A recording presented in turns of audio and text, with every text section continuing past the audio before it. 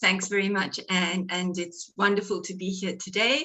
As Anne said, my name is Marina Valenti, and I'm part of the Alström Syndrome di Alström, Italia.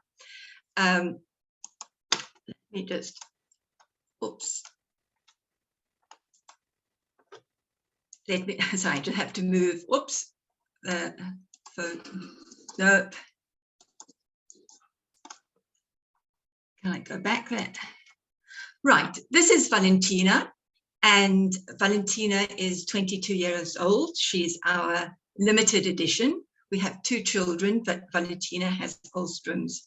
So I imagine that many of you are Alström parents, and so you know what it's like to accept a diagnosis. So accepting a diagnosis for Alström's is shattering. It's enormous. It's devastating, and we really found it difficult to come to terms with it.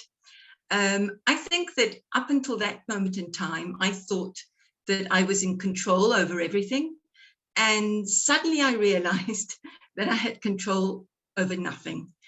And it was really difficult for us as a family to sort of get back on track.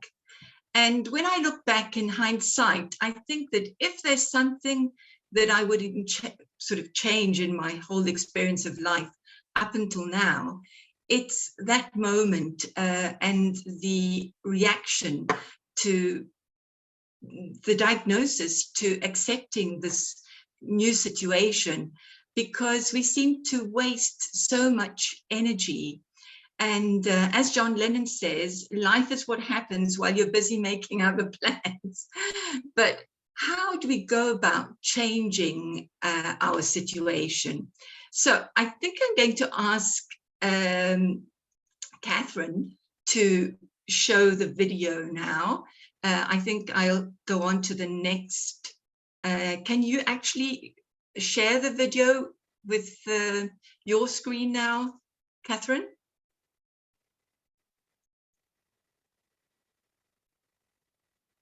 Okay, so this comes from the film The Labyrinth, and I'm just wondering how much of it resonates with any of you. It's a film with David Bowie. No, go ahead, Catherine. Thanks.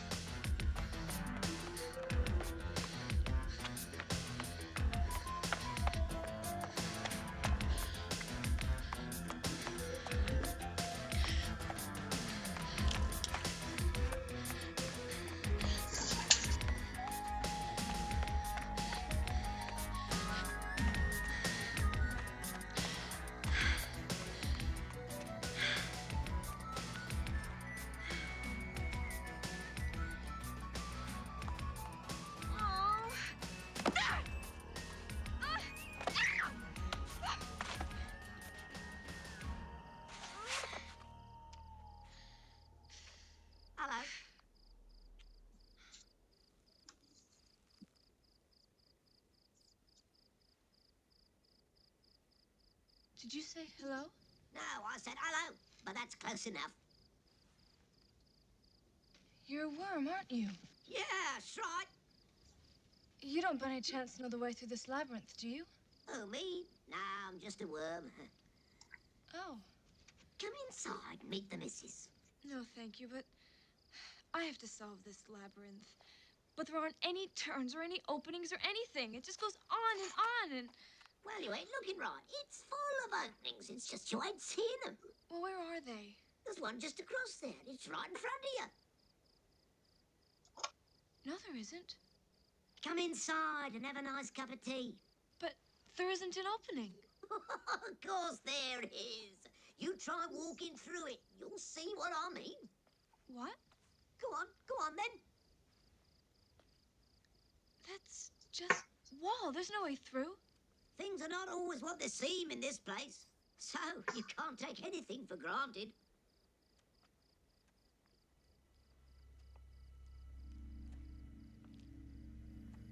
Hey! Hey, hang on! Thank you. That was incredibly helpful. But don't go that way. What was that? I said, don't go that way. Never go that way.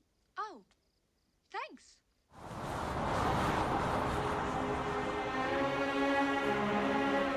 Okay, thank you, Catherine.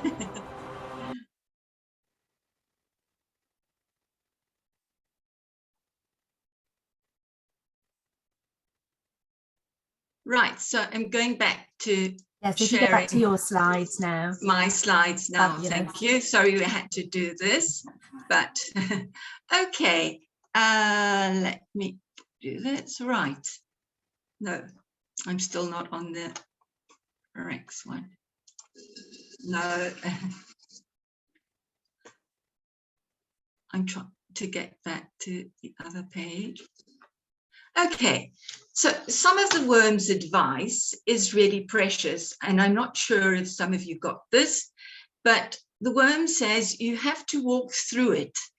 And I really think that this is so much part of our experience when having to accept an Alström diagnosis, because we have to walk through the situation. We have to hold our hurt before we can let go of it. And another thing the worm says is that things aren't always what they seem. And this is very true, because if I think back and in hindsight, I realized that I really thought things were going to be a lot worse than the reality actually is. Another thing, it's full of openings, you're just not seeing them. And that's so true if I think back to that moment in time. We have to look for those openings. Very often we're just not seeing them. So how do you live with Alström syndrome or support someone with Alström syndrome and still survive? not survive, but thrive. I think back to a situation when Valentina was hospitalized for a period of time. And while we were there, she contracted gastroenteritis. And obviously, she wasn't able to keep solids or liquids down. And so I was feeding her some lemon tea, sugared lemon tea on a teaspoon. And because we were in hospital for quite some time, we were going along to the school in the hospital, and there were other students, there were other babies there. She was really little at the time, and I was there with her as well. But of course, any experience in a hospital, I usually interpret as a negative experience, and it's not something that I usually look forward to. But sometime after we'd been in hospital, Valentina came along to me and she said to me, "Mommy, when can we go back to hospital so that you can feed me tea on a teaspoon and we can go to the school there, and there are other children and you can stay there with me?" And in that moment, it dawned on me that it's not the experience in itself which can be difficult, but it's how it's sort of handled. And when you have somebody with you and walking along with you, then it's manageable. And I think it was lots of little moments like this that led me to understand how important it was to emotionally look at our situation from a different point of view. And of course, good old Shakespeare, long time ago, already realized that there is nothing either good or bad, but it's thinking that makes it so. And I'd also like to share the Dalai Lama's words with you. And, he says we need to learn how to want what we have, not to have what we want, in order to get steady and stable happiness. And all of this is sort of called reframing. And reframing is a way of changing the way you look at something. And when you change your experience, when you change the way you look at it, you also change your experience of it. And it can turn a stressful event into something either highly traumatic or a challenge to be bravely overcome. And it can depict a really bad day as a mildly low point in an overall wonderful life. And it can see a negative event as a learning experience, something to build on. And definitely walking with Alström is a learning experience. And I have learned so much positive and have grown so much from this experience too. So there's another experience just recent, which taught me something else. And with our Associazione Syndrome di Alström in Italy, we had a project, and there was a psychologist involved in this project. And this psychologist, during the pandemic period, found that there were many friends and colleagues who were contacting him and asking him to help a friend or someone in difficulty with words of encouragement or words of comfort. And he found that he was repeating the same thing over and over again. So he set up a site called Parole Buone, which I'll explain later on. And later on, he wrote a book as well. And these parole buone means good words, but to put in a good word in English means something different.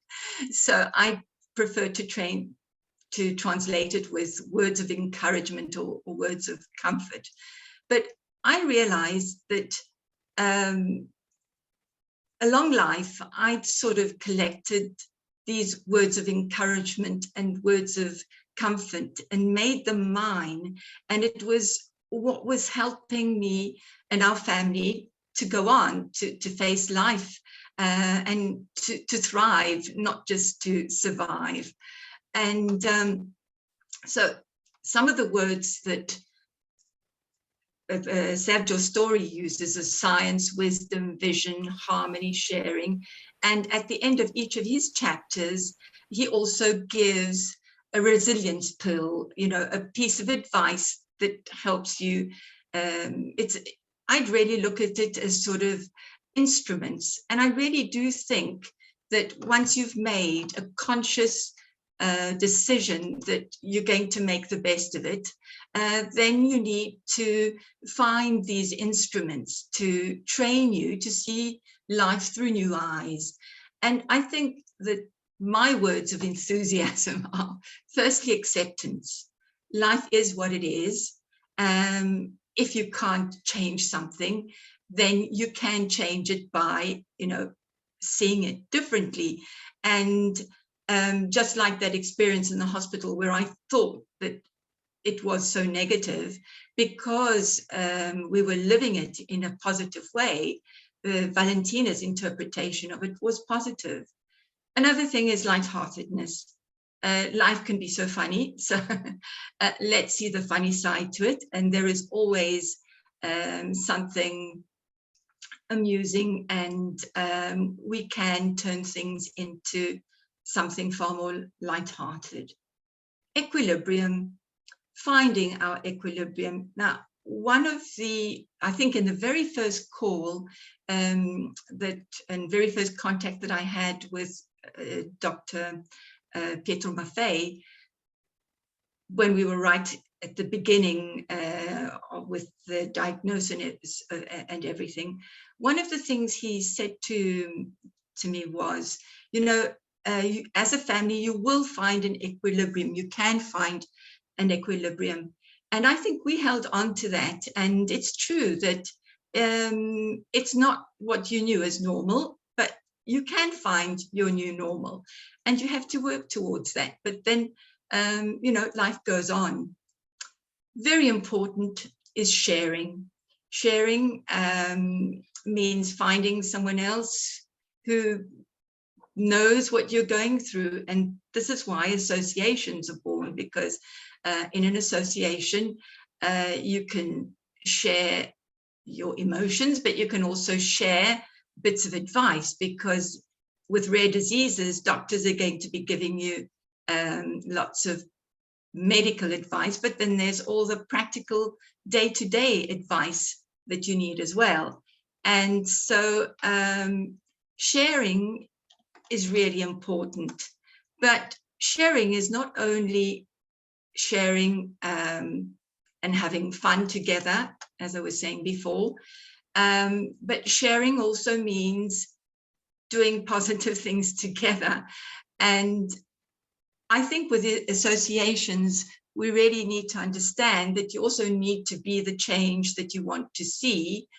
And we're all have to be an active part in this. Now, in the UK, you're all very fortunate because you've got a well-established association with lots of funds behind it, and it's more or less the same situation in the USA.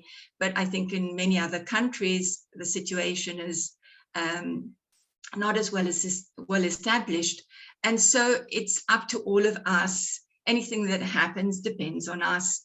But I think despite all of this, we all need to see what we need to do, because in the end, besides spending time together, helping each other, etc., we were all working towards finding a cure. And I don't think there's anyone here who would say that this is not true. So what can we do? Well, I think any patient, and I'm not sure that patients realize this, that by sharing their information anonymously, and I underline anonymously, you really, by pooling all this information together, we're helping doctors look at tendencies, map things out, and we create interest for scientists, for researchers.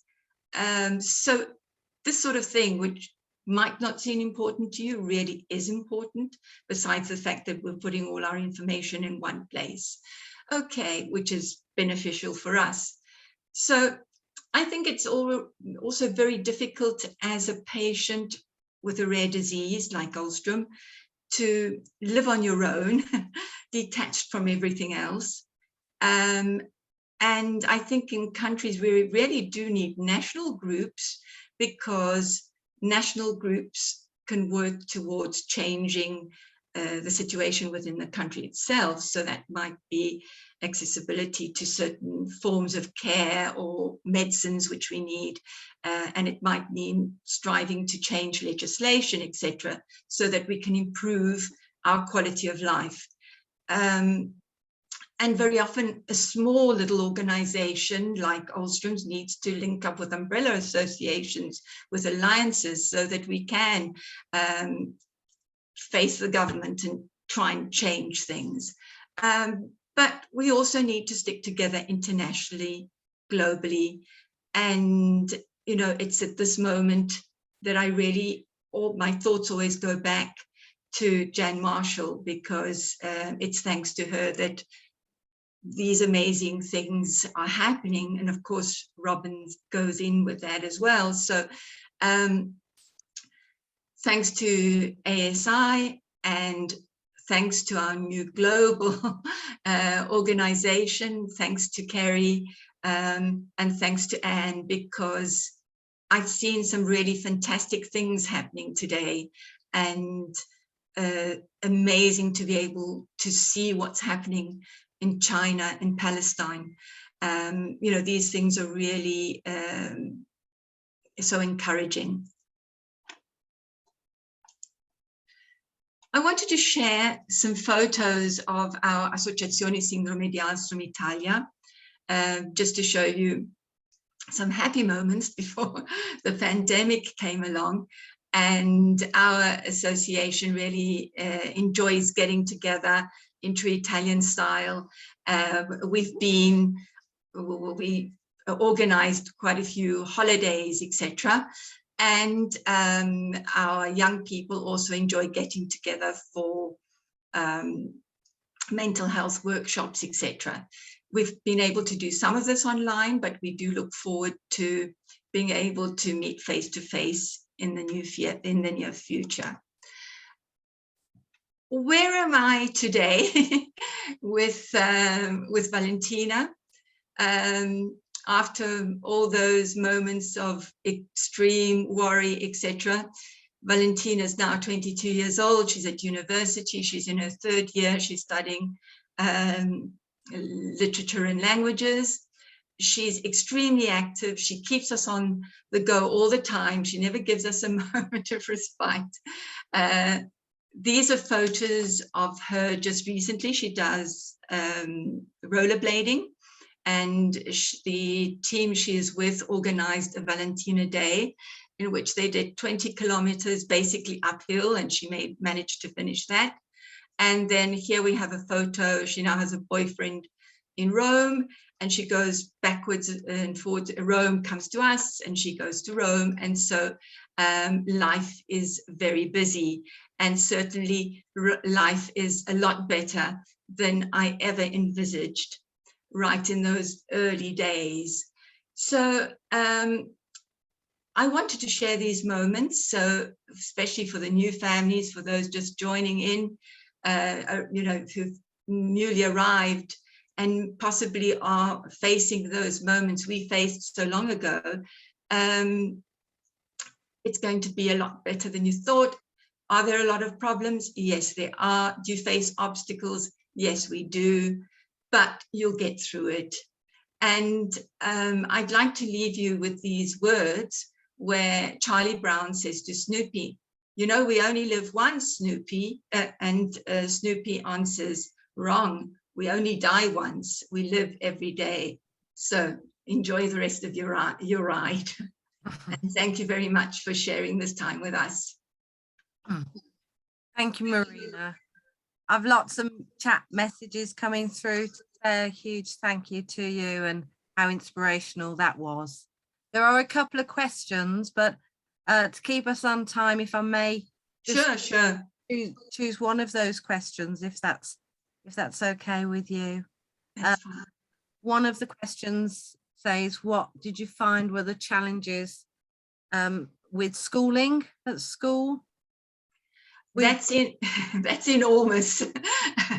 That is an enormous question. I just give one bit of advice, and that is don't let anyone tell you that our kids don't need Braille, because they do, and fight for it.